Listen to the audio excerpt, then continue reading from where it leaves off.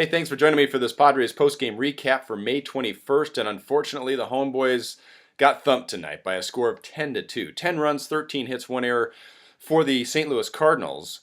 2 runs, 7 hits, 1 error for the San Diego Padres. And really, this was a pretty close contest for the first 4 innings. It was Edinson Volquez going up against Adam Wainwright, and the Padres actually drew first blood against Wainwright, which was outstanding. Jed Jerko with a double, Chris Denorfia driving him in.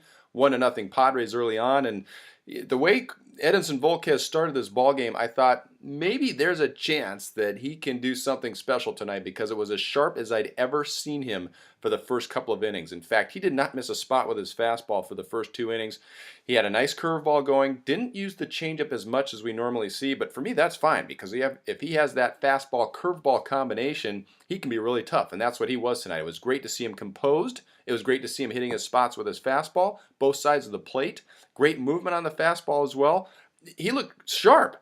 Unfortunately, the lead was short-lived. Now, after the Padres score in the second inning, the third inning, he does give up a 2-run base hit to Matt Carpenter. Actually, it was a double that drove in the Cardinals run, so it's 1-1 at that point at the end of 3. Again, he's still looking sharp. Everything's fine. Fourth inning, still looking good. Fifth inning, all of a sudden, the wheels fall off. Now, he gives up a couple of hits, gets into a 2-out situation. A run is already crossed. It's 2-1 at this point.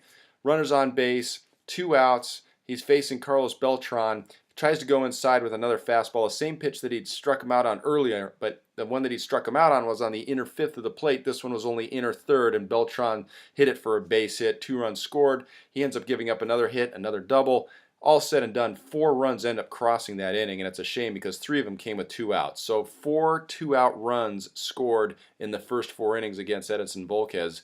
And again, it was disappointing for me to watch because he looked so sharp early on. I'd like to see him continue to maintain that sharpness and get rewarded for the changes that he's trying to make in terms of not just being a thrower anymore, but an actual pitcher. And we've seen some outings where he's been able to do that. We've seen some outings, some moments where he's almost fallen off, but he's able to stay on with what he's been dedicating himself to. And unfortunately, things just unraveled for him in that 5th inning. He'd end up pitching 1 more inning before Buddy has to pinch hit for him. And then Anthony Bass comes in. He gives up a grand slam home run, and it's over at that point. Now, on the other side, Adam Wainwright, he was doing an outstanding job tonight. Now, he was a little shaky early on. The Padres had their opportunities, and they were able to push a run across. But after that, fastballs to both sides of the plate.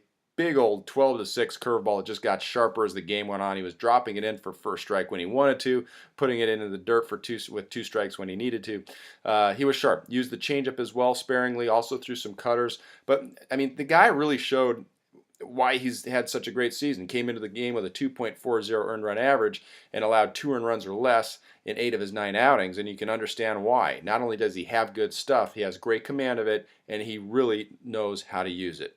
And he did a great job tonight. Tip your cap. He shut him down, and unfortunately, the Padres dropped Game 2 of this 3-game set. Now, that being said, series isn't over.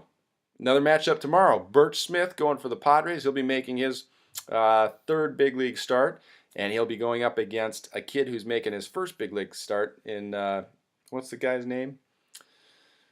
Tyler Lyons. So he's a left-hander. We'll see what he's got. It's a good opportunity for the Padres to actually take this series from the St. Louis Cardinals, who was a team, as you know, came into the season with very high expectations. They've been having a great season. In fact, as we mentioned yesterday, the Cardinals and the Padres had the same record, 16-8, best record in the National League since April 24th. So it's been a good showdown, and the Padres have an opportunity to make a big statement tomorrow by taking this series. Hopefully they can do it. Game time, 7:10.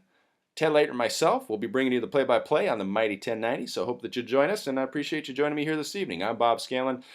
Thanks for sticking around for this Padres post-game recap, and we'll talk to you tomorrow.